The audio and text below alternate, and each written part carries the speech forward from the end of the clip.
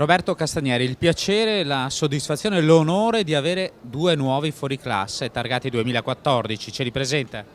Ogni anno noi cerchiamo come giuria del premio fuoriclasse di individuare persone che per talento, per qualità personale identificano delle persone da imitare. Abbiamo pensato quest'anno a due persone speciali, due grandi amici in particolare, uno è Franco Lunelli, patron delle Spumante Ferrari, e uno è Bruno Vianello, titolare della Texa. Due mondi diversi, però due persone in grado di fare la differenza, in grado di creare valore aggiunto, in grado di creare lavoro per i giovani. Chiediamo a Franco Lunelli se si sente fuori classe.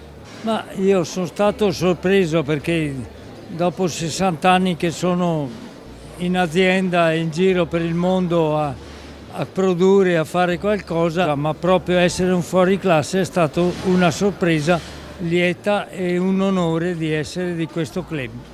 Se vado ad analizzare questo fare qualcosa, le caratteristiche, le peculiarità, le qualità per far bene qualcosa, quali sono?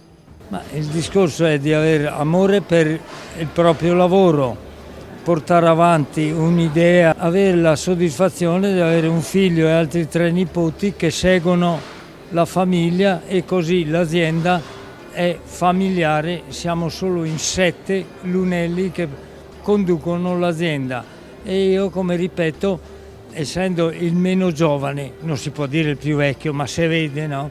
Ma il meno giovane di avere la soddisfazione di averli portati avanti e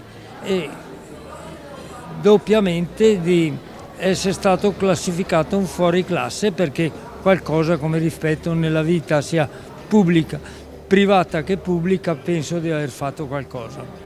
Grazie. Andiamo in casa Texa per un po' scoprire i sentimenti, le emozioni che guidano un imprenditore, specie in un momento anche così particolare.